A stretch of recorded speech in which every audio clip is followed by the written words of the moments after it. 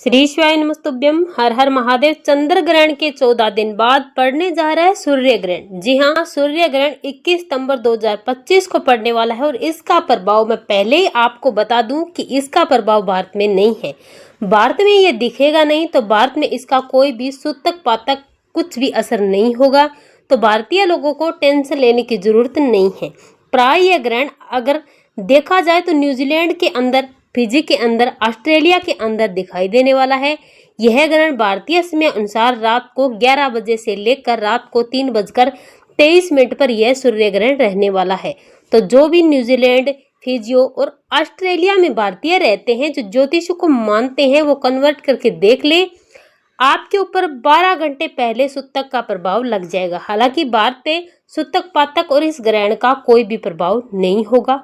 ज्योतिषीय गणना के अनुसार 14 दिन में 2 ग्रहण पड़ने जा रहे हैं, तो इसका प्रभाव हो सकता है, लेकिन कहीं ना कहीं एयर्स, न्यूजीलैंड, फिजी और ऑस्ट्रेलिया में इसका प्रभाव दिखाई देने वाला है। याद रखिएगा, यह आंशिक सूर्य ग्रहण है।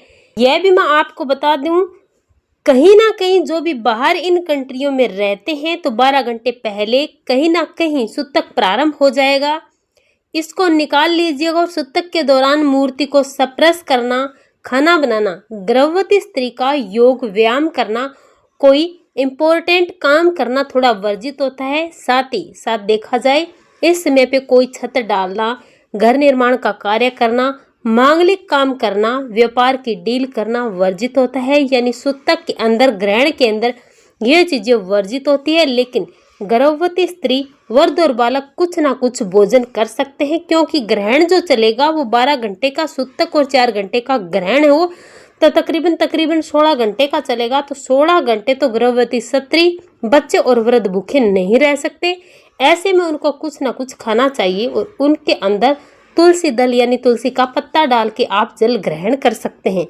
इन कंट्रियों में रहते हैं, या फिर आप क्या करें कि कोई भी लिक्विड वाला फलाहार आप कर सकते हैं। लिक्विड वाला दाल चावल खा लें, इसके अंदर तरलता की मात्रा ज़्यादा, उस प्रकार का भोजन करना चाहिए। ऐसे में सूतक में आपको मांसाहार नहीं करना चाहिए, या तामसिक भोजन नहीं करना चाहिए और तला हुआ भोजन नहीं करना चाहिए। याद रखिएगा, ये तो मैंने आपको पहले ही बताया था।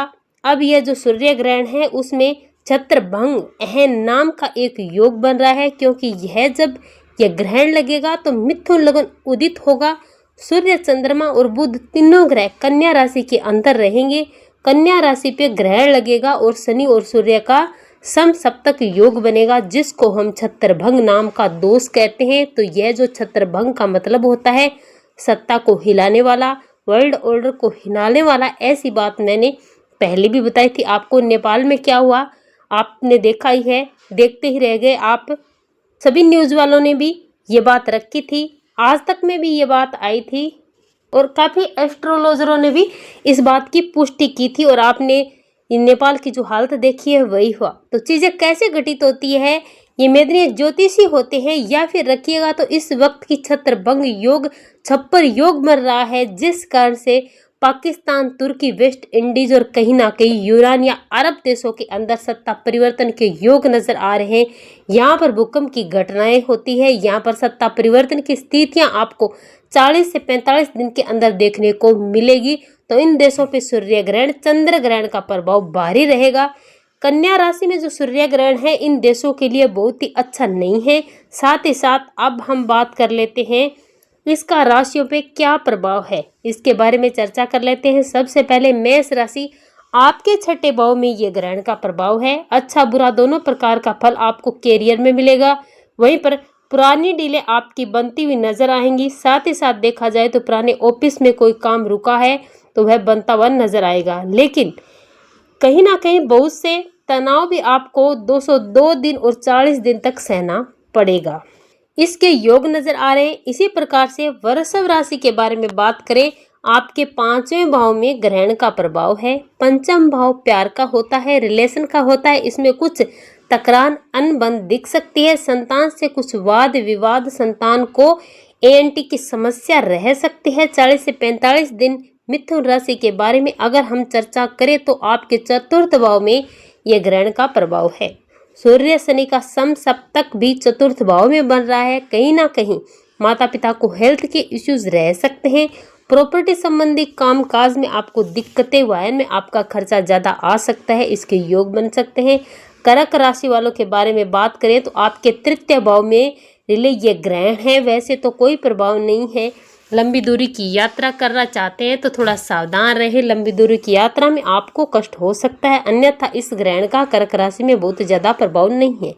सिंह राशि के बारे में अगर हम चर्चा करें तो आपके द्वितीय भाग में सेकंड हाउस धन वाणी के भाग में है, तो वाणी जरा सोच समझ के बोलिएगा। खासकर उच्च अधिकारी या सरकारी अफसरों से जरा जान संभाल के बात कीजिएगा, नहीं तो आप पे भारी पड़ सकता है। अन्यथा धन के लिए अच्छा है।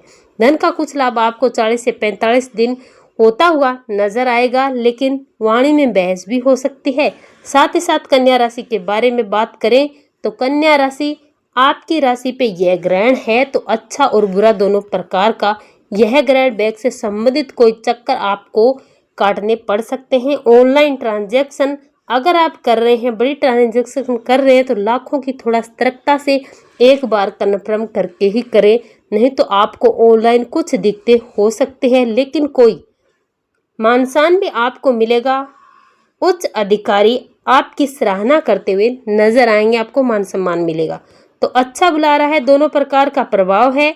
तुला राशि के बारे में अगर बात करें तो आपकी राशि के 12वें भाग में यह ग्रहण बन रहा है। विदेश से संबंधित कुछ लाभ आपको मिलता हुआ नजर आ रहा है।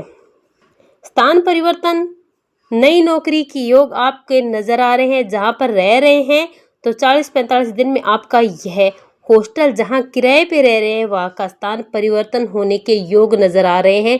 तो कुल मिला के यह ग्रहण बड़ा परिवर्तन का कारक, चाहे नौकरी चाहे जहां पर आप रह रहे हैं उसी तरह से। वृश्चिक राशि के बारे में अगर हम चर्चा करें तो यह ग्रह आपके लाभ भाव में बैठा है। लाभ भाव में बैठा है, कहीं ना कहीं अप्रत्याशित लाभ वृश्चिक राशि को मिलता हुआ नजर आ रहा है। लेकिन संतान से वाद विवाद हो सकता है। संतान को हेल्थ के इश्यूज हो सकते हैं। आपके लिए तो अचानक आपको कोई ना कोई धन लाभ या रुका हुआ धन पद लाभ आपको मिलेगा।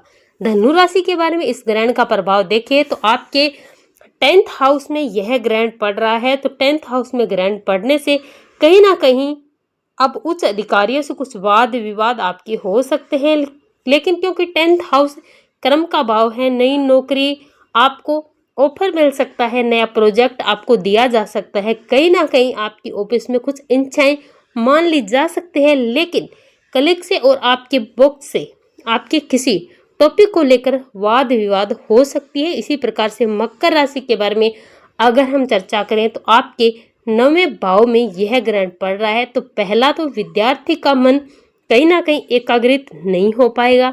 40-45 दिन विद्यार्थियों का मन, स्टूडेंट का मन गलत चीज़ों में लगेगा, गलत चीज़ें देखने सुनने को मिलेगी। आपका योग नज़र आ रहा है। 9वां भाव कहीं ना कहीं यात्रा का भी होता है। तो लंबी दूरी की यात्रा कर रहे हैं, नदी समुद्र की यात्रा कर रहे हैं, तो थोड़ा वहाँ से सावधानी बरतें।